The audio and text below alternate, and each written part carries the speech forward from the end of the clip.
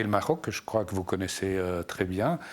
Vous savez que c'est notre forte audience, puisque la chaîne internationale est marocaine, avec son siège à Tanger. Alors, le Maroc, justement, c'est Tanger, mais c'est Fès, c'est Marrakech, c'est Dakhla, c'est Agadir.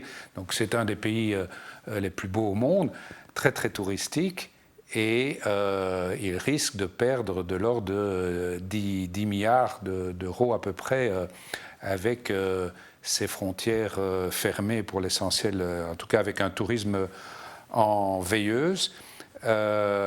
Et il s'est donné une autre orientation qui est le tourisme interne. Est-ce que vous avez observé ça ? Alors j'ai lu plusieurs articles qui me paraissaient vraiment intéressants et j'étais épatée de voir la réactivité de ce pays, mais que je sais bien gérer au niveau économique, donc ça ne me surprenait pas outre mesure, mais leur réactivité à justement s'adresser à leur population locale. Et ça, je trouve que c'est une chance aussi parce que sur le long terme, c'est quand même quelque chose qui va permettre au pays, au niveau touristique, de se maintenir.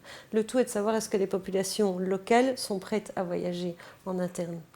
Sachant que le pays, au Maroc, a, je dirais, une sorte de fracture au sens où les provinces du Sud sont très, très, très peu touchées.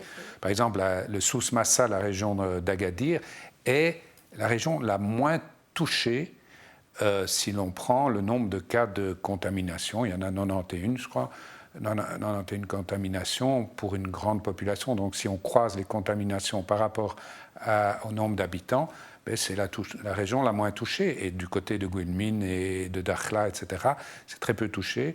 Alors qu'évidemment, là où ce sont des villes et des grandes villes comme Casablanca ou Marrakech ou Tanger, il y a eu plus de cas. Donc, est-ce que vous pensez que ça risque d'être un frein, en tout cas pour ceux du Sud pour aller au Nord, peut-être moins pour ceux du Nord pour aller au Sud, ou est-ce que ce pays prend une décision quand même assez perspicace, je dirais, pour générer des revenus touristiques via sa propre population? Ce qui me frappe dans un pays comme le Maroc, c'est finalement la différence du pouvoir d'achat. Et le Maroc s'est fortement concentré sur l'Occident pour attirer effectivement un pouvoir d'achat moyen dans des hôtels qui sont faits pour et qui sont faits pour les Européens. Alors est-ce que cette manière de voyager convient aux autochtones ? Ça, c'est ma première question. Et deuxièmement, est-ce que les autochtones ont la possibilité de rentrer dans ces hôtels et de pouvoir profiter de ces infrastructures ? Ça, c'est vraiment une question que je me pose.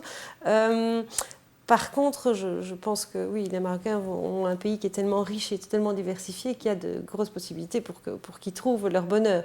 Mais est-ce que c'est dans la mentalité des gens plutôt qui sont pas dans... Les gens des villes voyagent déjà, ça c'est clair. Et donc c'est vrai que vous avez des Marocains de Marrakech qui vont à Agadir et vice-versa.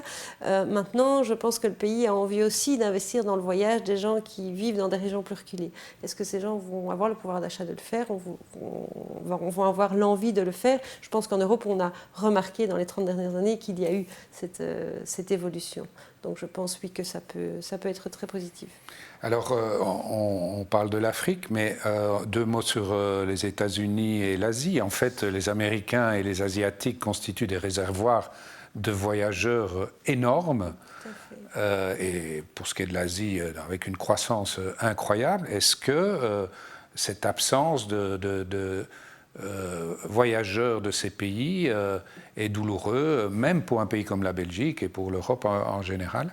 Extrêmement douloureux. Vous voyez, la grande place de Bruxelles est vide pour l'instant. Et donc ça, c'est vraiment... D'ailleurs, je pense sur Bruxelles, il y a encore 50% des hôtels qui ne l'ont pas ouvert parce que ce public n'y est pas. Donc je trouve que c'est une... Oui, je ne vais pas me prononcer sur la gestion de la crise aux États-Unis parce que je pense que je prendrai une position qui est peut-être un peu trop personnelle. Mais par contre, les Chinois, je sens qu'ils ont cette envie de voyager parce que ça fait partie aussi de leur identité de pouvoir voyager. C'est quelque chose qu'ils ont développé aussi ces dernières années. Ils ont envie de voyager. Et donc, ça a un gros impact sur nos pays, oui.